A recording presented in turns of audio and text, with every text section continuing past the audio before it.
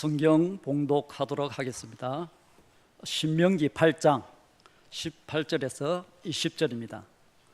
구약 275페이지입니다.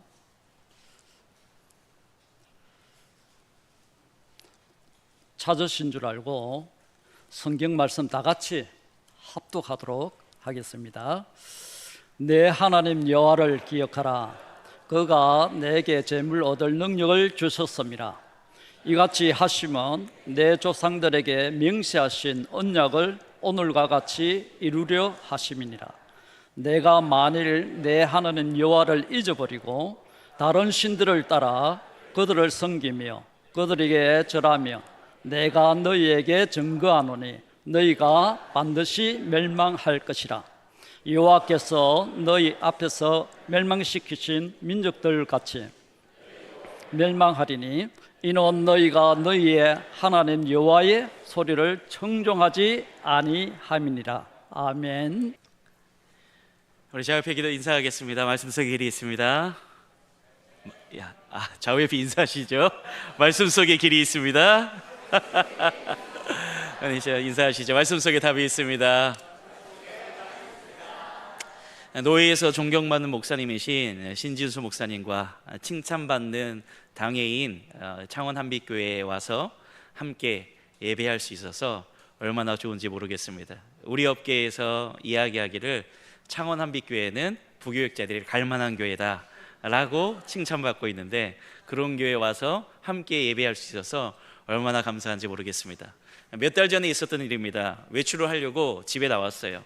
차에 올라탔습니다. 그런데 핸드폰이 없는 겁니다. 그래서 집으로 다시 올라갔습니다. 그런데 아무리 찾아도 핸드폰이 없는 겁니다. 그래가지고 아내에게 제 번호로 전화를 해달라고 이야기했죠. 그랬더니 제 핸드폰이 양복 안주머니에서 버젓이 나 좀 보라고 자리 잡고 있었습니다. 이런 일들 한두 번씩 경험하지 않습니까? 너무 자책하지는 마십시오. 여기 있는 사람들 중에 대다수가 이런 일들을 경험했죠. 사실 물건을 깜빡깜빡 잊는 것은 별로 크게 중요한 일이 아닙니다. 왜냐하면 돌아가가지고 물건 다시 가지고 오면 되기 때문입니다. 그런데 여러분, 인생을 살면서 절대로 잊어서는 안 되는 것이 있죠. 뭡니까? 하나님의 구원과 하나님의 은혜라는 것이죠.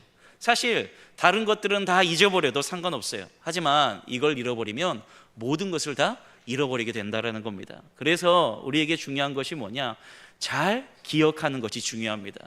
그리고 잘 기억하는 것이 신앙생활에서 중요하다는 사실을 깨닫고 우리 인생을 살아내는 것이 중요하다는 겁니다.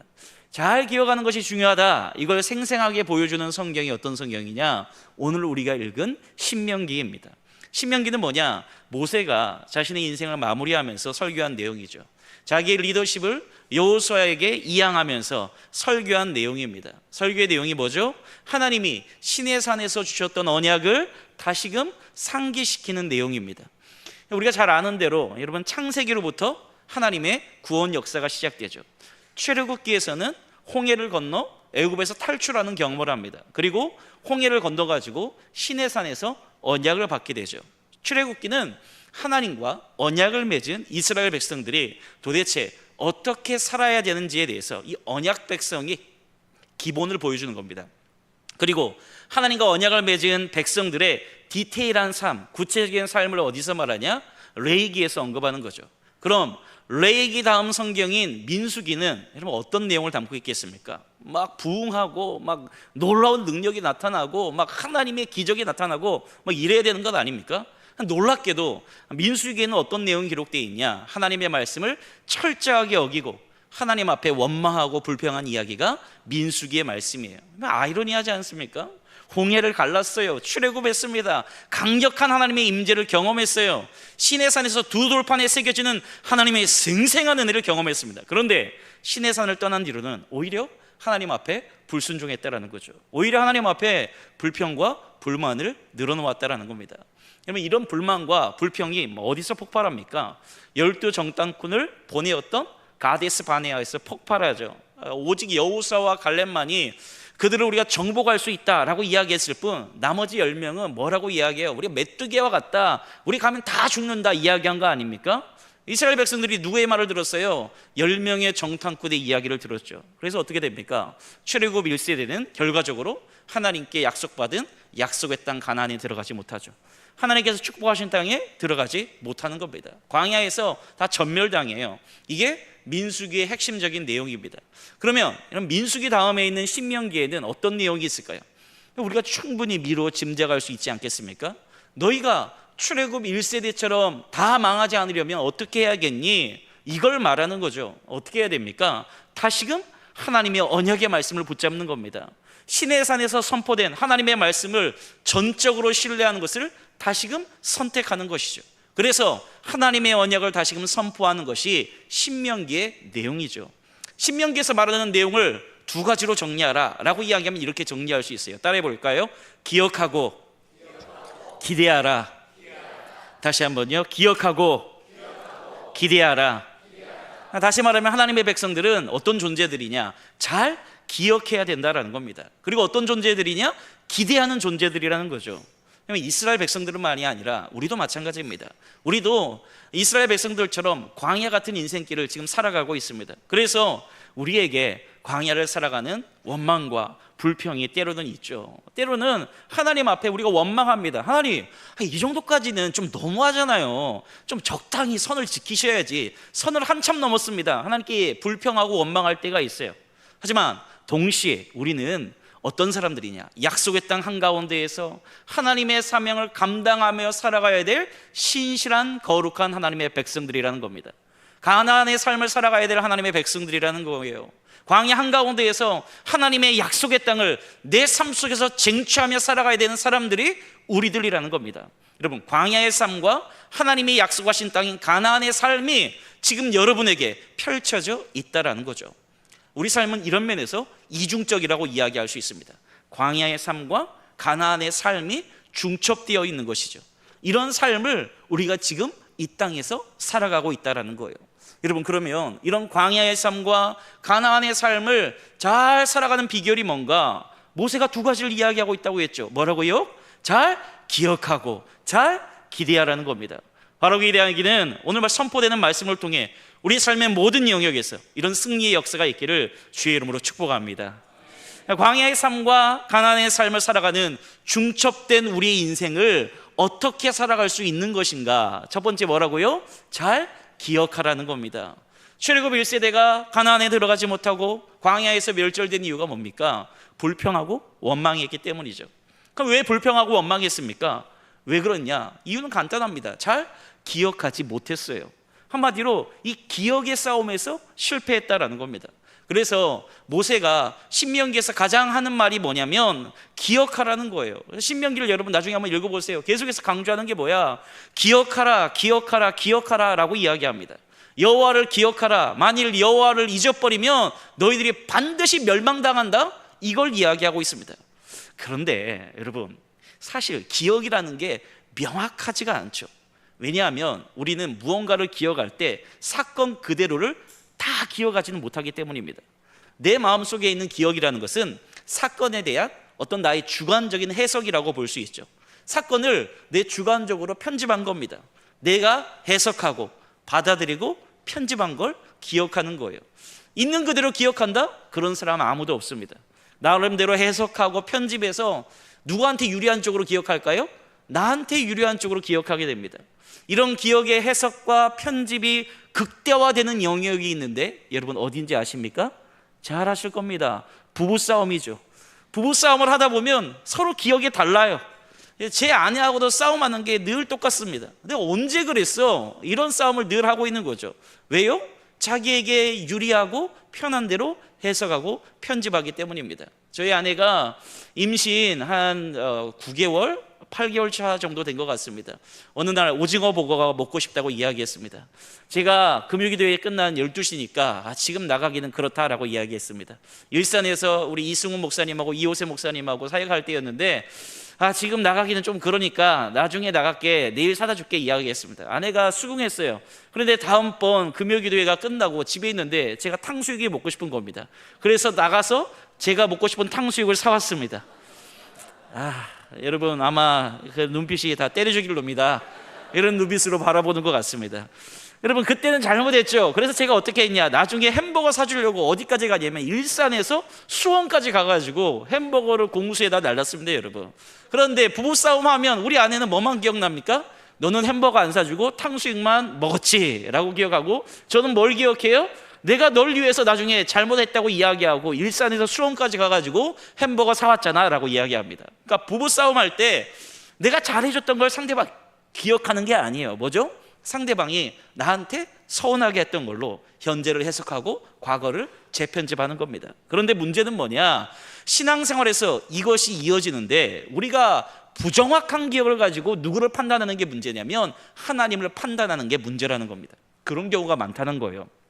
더 큰 문제는 뭐냐, 우리가 그 부정확한 기억을 가지고 편집하고 조작할 뿐만 아니라 우리 기억 속에 저장하고 있는 기억들의 대부분이 어떤 기억이냐, 부정적인 기억들이라는 겁니다. 김지현 씨라는 분이 있는데 이분이 책을 하나 썼어요.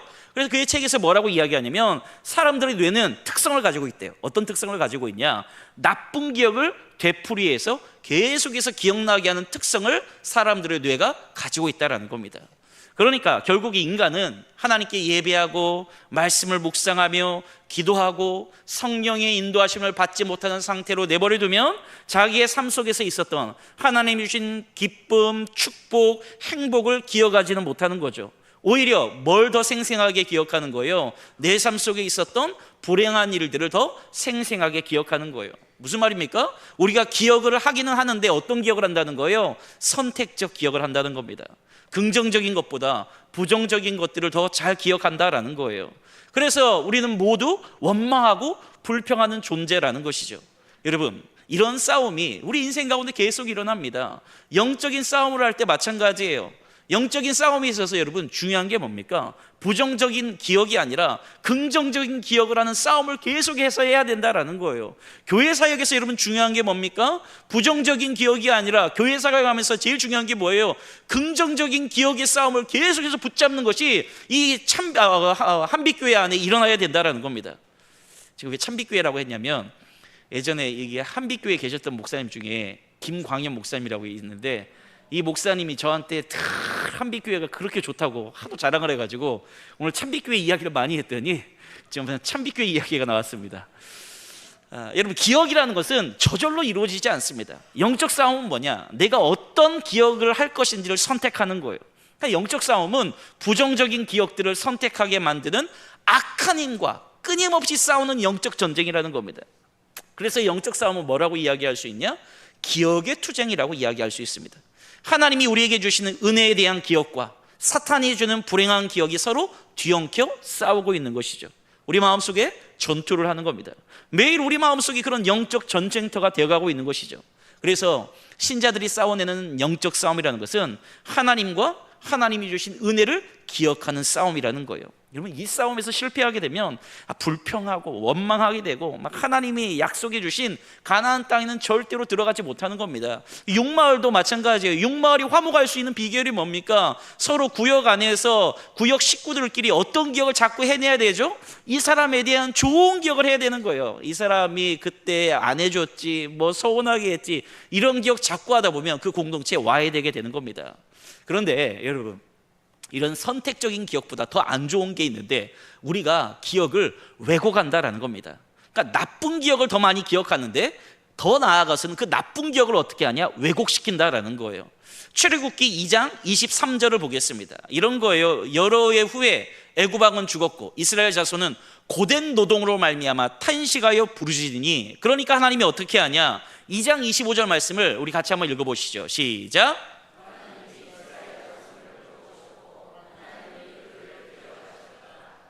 하나님은 어떻게 하셨죠? 못 살겠다, 힘들다, 고통스럽다, 부르짖으니까 건져내셨어요. 이스라엘 백성들이 하나님 앞에 뭐 대단한 일을 했기 때문에 이스라엘을 건져내신 게 아니라는 겁니다. 이스라엘 백성들은 그저 고통스럽다고 울부짖었어요. 그거 말고 한 게 없습니다. 하지만 하나님이 아브라함과 이삭과 야곱에게 맺은 언약을 기억하셔서 이스라엘 백성들을 애굽의 압제에서 건져내셨다라는 겁니다. 10가지 재앙으로 애굽의 신들을 몰아내시고 만나와 메추라기를 먹이시고 밤에는 불기둥, 낮에는 구름기둥으로 이스라엘 백성들을 인도해 내셨습니다. 그런데 이스라엘 백성들이 조금만 힘든 일이 생기면 뭐라는 거예요? 힘들다, 돌아가자. 그러니까 기억이 선택적으로 하는 것뿐만 아니라 기억의 왜곡이 일어나는 겁니다. 그 대표적인 왜곡이 뭐냐? 출애굽기 16장 3절이에요. 같이 한번 읽어보실까요? 시작.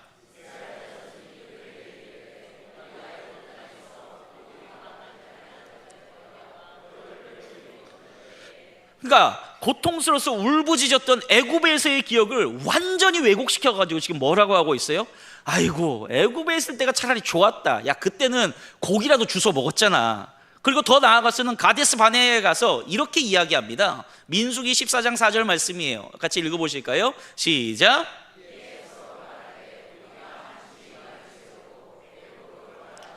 그러니까 기억을 완전히 왜곡시켜가지고 막 고통스럽고 울부짖었던 어디로 가자고 이야기해요?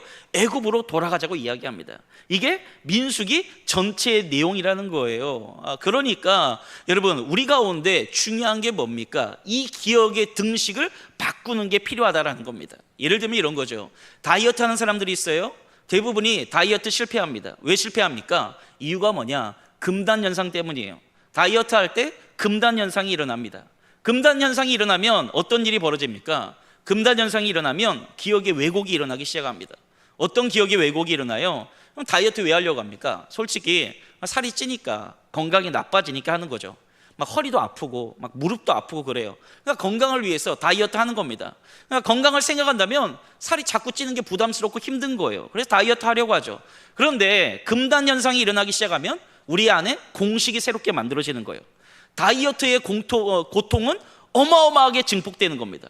반대로 어떤 기쁨이 증폭되죠?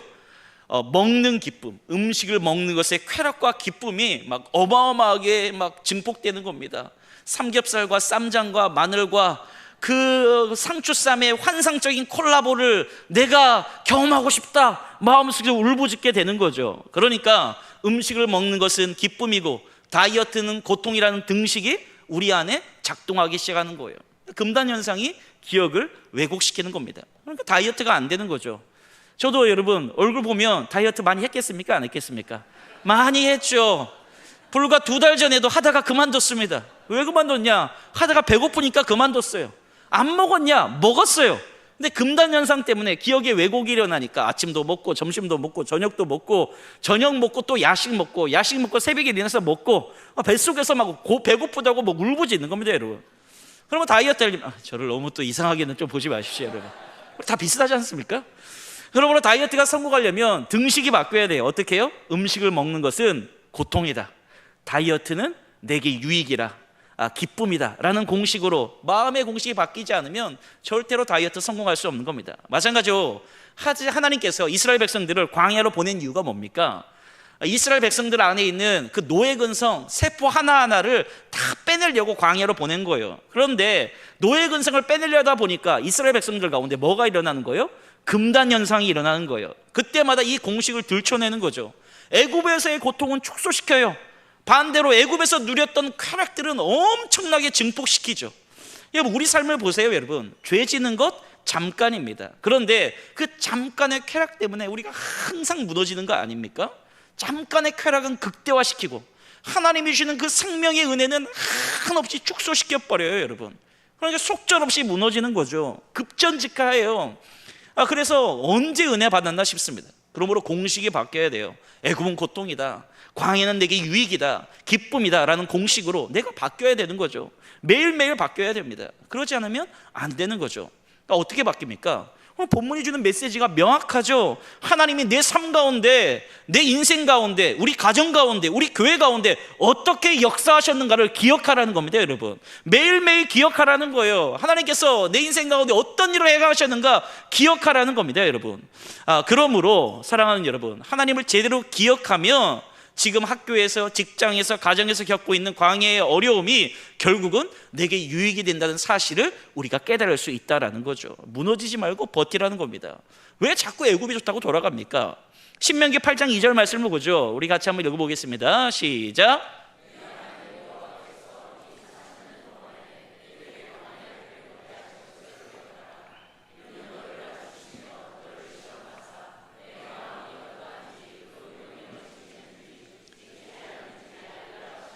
사랑하는 여러분, 이걸 알면 광야가 내게 축복이 되는 겁니다.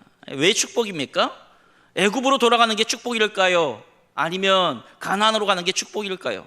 애굽에서의 삶이 축복이 아니라 나에게 고통이라는 것을 깨달아야 가나안으로 들어갈 수 있는 겁니다. 광야가 축복이라는 사실을 깨닫는 것이 구원이라는 거예요. 누가복음 15장을 보면 탕자의 비유가 나오죠. 탕자가 언제 돌아옵니까? 집을 떠나가지고 지 멋대로 즐기고 그리고 지 멋대로 누렸던 세상의 즐거움이 고통이라는 것을 깨달을 때 돌아오는 거예요. 말씀 읽는 것이 귀찮고 기도하는 것이 힘들고 그리고 구역 모임 안에서 신앙생활을 누리는 게 부담스럽고 예배 없이 사는 삶은 고통이라는 걸 깨달을 때 돌아오게 된다는 겁니다. 그렇게 돌아와서 깨닫는 게 뭡니까? 신명기 8장 16절의 말씀이죠. 읽어볼까요? 시작.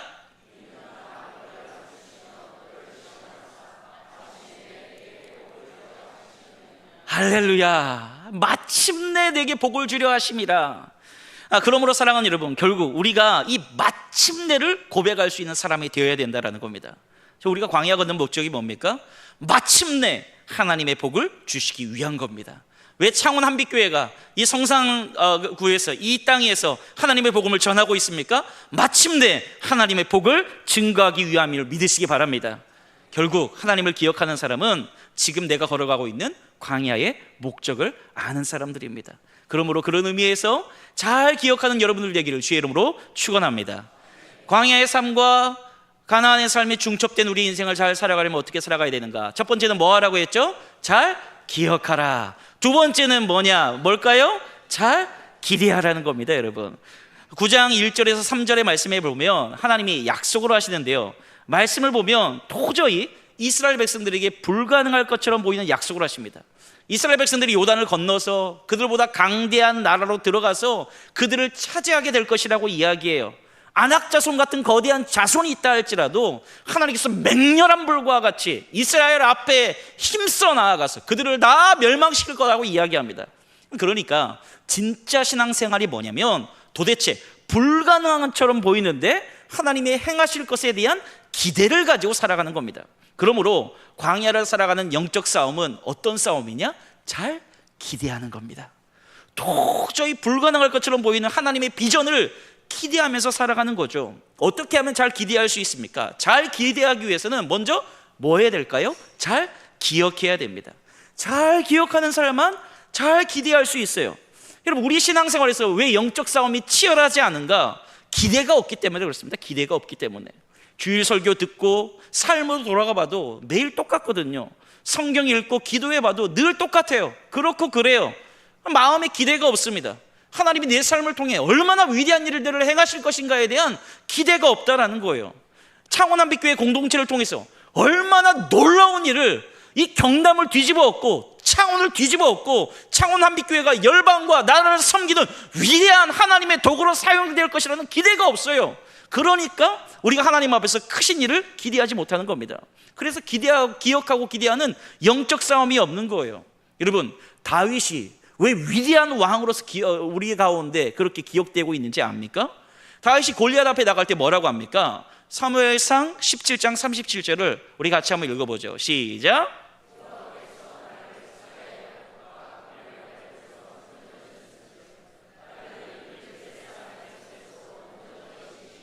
말씀 띄어놔 주세요. 앞에 나오는 건져내셨은 즉은 뭡니까? 여러분, 기억과 기대 중에 뭐예요? 잘 기억한 겁니다. 하나님이 자기를 사자와 곰의 발톱에서 건져내신 것을 기억했어요. 그러니까 자연스럽게 뭐가 생기는 겁니까? 기대가 생기는 겁니다. 나를 이 블레셋 사람의 손에 서서 건져내시리이다. 하나님이 예전에 나를 사자와 곰의 발톱에서 건져내셨어. 그러니까 저 골리앗이라는 어마무시한 장수 앞에서도 나를 어떻게 하실 것이다? 건져내실 것이다는 뭐가 생기는 거예요? 기대가 생기는 겁니다. 여러분, 우리 삶도 마찬가지입니다. 우리의 싸움은 내가 실패한 사람이라는 거, 내가 너무 미약한 존재라는 거, 이걸 기억하는 게 아니에요. 지난 나의 인생을 돌아보건대 하나님이 반드시 나를 건지실 것을 기억하는 겁니다. 그러면 지금 걷고 있는 이 광야길도 하나님이 때로는 구름 기둥을 보내주실 거야. 때로는 불 기둥을 보내주실 거야. 때로는 만나를 내려주실 거야. 때로는 매출하게 주실 거야. 기대할 수 있는 것이죠. 여러분, 신앙은 이런 거예요. 저 어마무시한 골리앗이 내 앞을 가로막고 있다 할지라도 내가 이전에 하나님의 에베네셀의 하나님으로 역사하셨으니까 여호와 이레의 능력으로 하나님이 임재하실 것이라는 것을 기대하고 승리하게 되는 것입니다. 사랑하는 여러분, 솔직히 우리의 현실이라는 것이 참 비루합니다. 비루해요. 여러분, 현실이라는 것은 원래 비루하고 비참한 겁니다. 여러분, 저는 여러분들이 지난 한 주간 그런 인생을 살고 왔다고 생각합니다. 남편들을 볼까요? 직장과 사업처에서 일할 때 아이고, 우리 아내만 아니면, 아이고, 내 자식들만 아니면 오늘이라도 가슴속에 품어놨던 사직서 사장 얼굴에 집어 던지고 뛰쳐나오고 싶을 때가 한두 번이 아니지 않습니까? 아내들을 보십시오. 아이들 학원비라도 벌려고 일하고 있는데 너무너무 힘겨울 때 있지 않습니까? 남한테 아쉬운 소리 해야 되고 한없이 비굴해져야 되는 때가 우리에게 있지 않냐는 말이에요.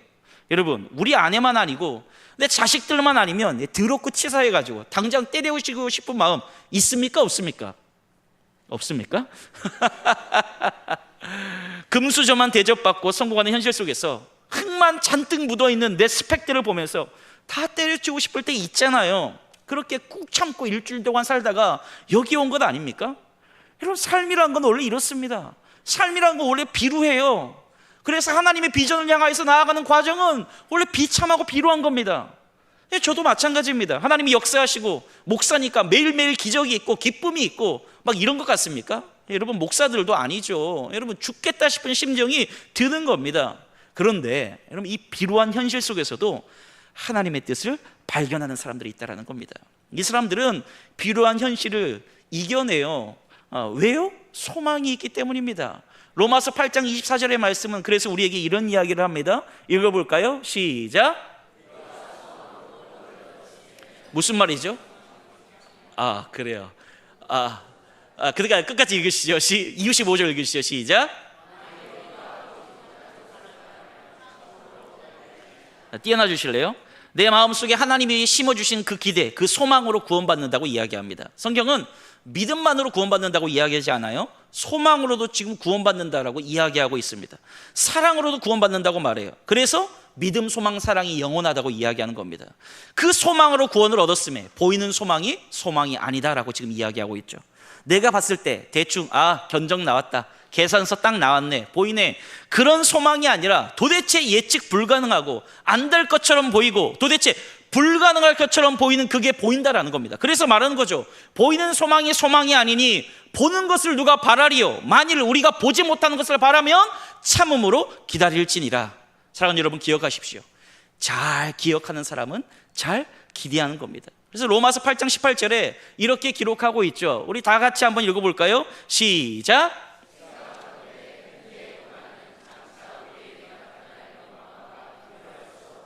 할렐루야. 우리의 고난은 장차 우리에게 임할 영광과 비교할 수 없도다. 사랑하는 여러분, 그러므로 믿음은 뭐냐? 장차 임할 영광을 바라보며 버티는 겁니다. 이야기를 하나 하고 말씀을 마무리하려고 하는데요, 마틴 루터가 종교개혁을 일으킬 때 로마서의 유명한 구절을 가지고 개혁을 일으켰죠. 그게 뭐냐? 로마서 1장 17절 말씀입니다. 여러분 잘 아는 말씀이죠? 읽어보실까요? 시작. 우리는 이 말씀을 구원의 공식점으로 생각합니다. 그냥 이 말씀을 외우고 지적으로 동의하면 구원받는다고 생각해요. 그런데 믿음은 그런 게 아닙니다. 여러분, 믿음은 하나님의 구원에 내가 참여하는 거예요. 단순히 지적으로 동의하는 것만 가지고는 나를 구원으로 이끌 수 없습니다. 의인은 믿음으로 말미암아 살리라는 말이 여러분 로마서에도 나오지만 원래 구약 성경에도 나와요. 어디에서 나오는지 아세요? 하박국 2장 4절의 말씀을 로마서 말씀이 인용한 겁니다. 하박국 말씀 읽어볼까요? 시작. 똑같은 말씀이죠. 그런데 여기 믿음이라는 단어가 히브리어로는 뭐라고 쓰이냐면 에무나라고 하는 단어예요. 에무나. 이 기본적인 의미는 뭐냐면 버틴다라는 뜻이요. 버틴다. 견고하게 버티는 거죠. 그러니까 하박국이 말하는 것은 뭐냐면 의인은 뭐 하는 사람이에요? 버티는 사람이에요. 그리고 그것을 뭐라고 이야기하는 겁니까? 믿음이라고 이야기하는 겁니다.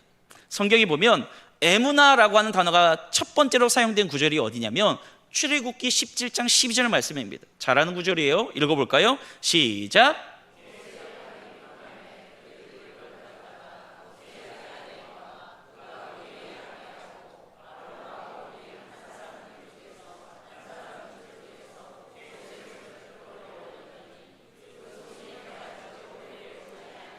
이 붙들어 올렸더니 이게 똑같은 에무나라는 단어예요. 믿음이라는 단어예요. 여러분, 믿음이 뭡니까? 팔이 내려오지 않도록 강하게 버티는 겁니다. 그게 믿음이라는 거죠.